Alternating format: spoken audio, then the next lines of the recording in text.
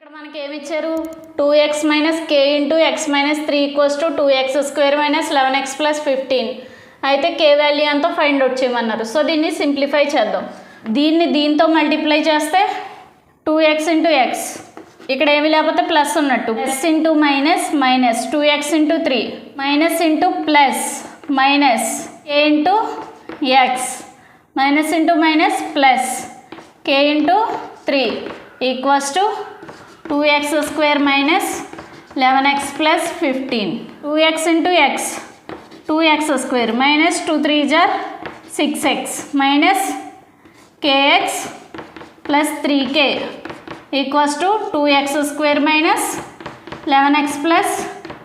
15. దీన్ని ఎలా రాసుకోవచ్చు 2x² minus x కామన్ తీస్తే ఇంకెక్కడ ఎంత ఉంటుంది 6 ఇక్కడ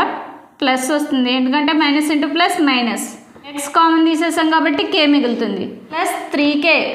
ఇది దేనికి ఈక్వల్గా ఉంది 2x² - 11x + 15 ఈ 2x² ప్లేస్లో మనకి 2x² ఉంది ఇక్కడ మనకి x టర్మ్స్ ప్లేస్లో ఇక్కడ ఒక x టర్మ్ ఉంది ఇక్కడ కాన్స్టెంట్ టర్మ్ ప్లేస్లో మనకి కాన్స్టెంట్ ఉంది ఈ కాన్స్టెంట్ టర్మ్ని దీనికి ఈక్వల్ చేసి అంటే 3k = 15 అని రాసుకుంటే 3 ఇక్కడ మల్టిప్లై చేస్తుంది దట్కి వెళ్తే ఏమవుతుంది డివిజన్ చేస్తుంది 3 5s are 15 k వాల్యూ ఎంత 5